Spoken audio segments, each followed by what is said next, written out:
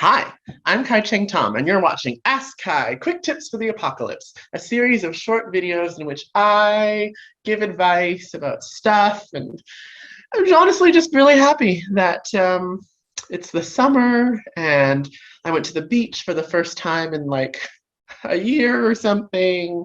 Right, advice. Listen for good advice.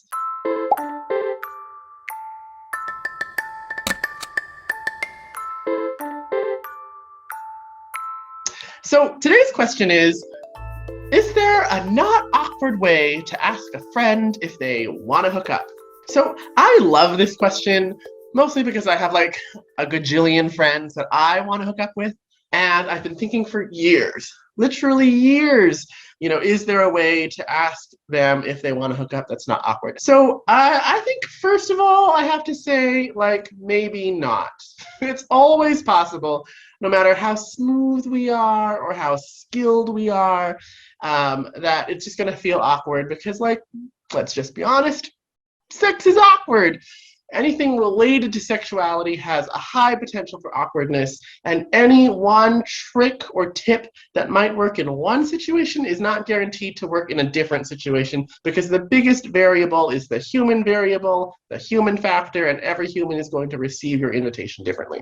So no, I don't think there's like a surefire way for your invitation to hook up, snog, smash, bump uglies. There's no way that can like always not be awkward. Now, the more comfortable you are with asking the question, then the less awkward it's going to be. Like the more practice you have and the less anxiety you inject into it, the less anxiety the other person is going to feel on their end, usually. But there are no guarantees. And so my suggestion for you and all of our lovely viewers who might be thinking about asking someone to hook up is maybe to deprioritize non-awkwardness. It's not awkwardness usually that is the problem when it comes to asking people to hook up. It is things like like invitations that are like shaky in their consensual nature. And by that I don't mean intentional violations. No, what I mean is people generally do not love surprises, birthdays aside, and actually lots of people hate birthday surprises too. Surprises evoke fear, terror, bad memories. So we don't want to surprise people with our invitation to hook up. We don't want to ask them in a kind of like a public setting where like they might be feeling like weirdly pressured or viewed by other people. And I don't know who's asking people to hook up in public settings, but it has happened. We don't want to ask them in a way that comes with pressure. Do not surprise people, if at all possible, with your invitation to hook up. Do not pressure them. Do not try to like get them to say yes with any particular trick. Don't go for the gold. Don't try to win. It's not an accomplishment. It's really like not about you and your worthiness. And so this brings me to the second kind of issue that people have with asking to hook up. Again, it's usually not about awkwardness in the sense of sex is so awkward. It actually tends to be more about, will I be rejected? Our fear of rejection, which goes really deep inside all of us, because most of us connect sex to our ability to love and be loved. It's our fear of rejection that we bring in that is so terrifying. But one huge one is, I don't want to disappoint the other person. I don't want to reject the other person. I don't want to make them feel bad. And folks who are socialized in feminine or feminized ways are often really trained in this, like actively by our society. Or we're not supposed to disappoint the person, all that kind of thing. So what we really want to do is like remove that pressure on the other person, of course, to say yes, or to feel like they're not letting you down, like they have to let you down easy or anything like that, because they don't have to let us down easy when we invite them to hook up with us. And also we want to remove the pressure on ourselves, like the pressure of, I have to deliver this hookup invitation in such a suave, smooth way, and if I get turned down, it means that I'm hideous. No. If someone doesn't want to have sex with you, that is because it's about them. You're not their preference. They're not having a good day. They don't want to have sex. They don't like sex. They are in a monogamous relationship. There are all these reasons people have for not wanting to have sex with, us as individuals. And that is about them. That's their business. It's, rightfully so.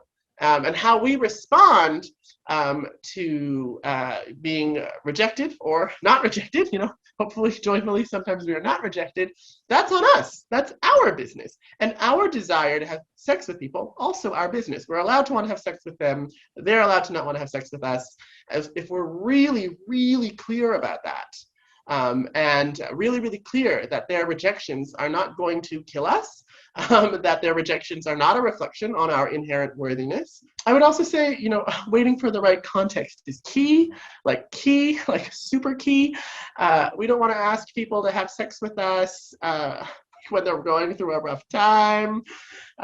We don't want to ask them, like in the middle of a really important moment where they're not expecting it. We don't want to ask someone who maybe has no context for us to ask them to have sex with us. Like, generally, it should be someone that we know. Generally, it should be someone that we suspect has some interest in us because we flirted before, or we've been making googly eyes or something like that.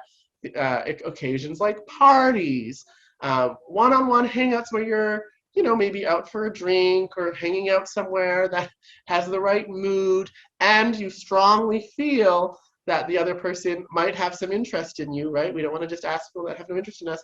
We do not want to ask, generally, people that we are in a position of power over, like people who work for us or who are, our, students in any kind of educational setting, anyone who's inappropriately young. We don't want to we don't want to ask people to have sex with us where that might get complicated later on, or where they might feel like they can't say no for financial or other kind of socioeconomic reasons. So context is key. That's it for today, I think. Moral of the story is, if it's awkward, it's awkward. Awkward is not the end of the world. What's more important is being clear about what you want, encouraging the other person to be clear about what they want, really tending to our deep inner fears around acceptance and rejection. If we are really kind of on top of those things, then I think awkwardness just becomes like a funny story that we can all tell later on. You've been watching Ask Kai, quick tips for the apocalypse. Stay safe, wash your hands, and, it's late in the pandemic, but maybe don't run around having illegal parties and opening illegal pop-up restaurants just yet. Wait until like the fall to do that or something. I'm just kidding. Be safe and follow health guidelines.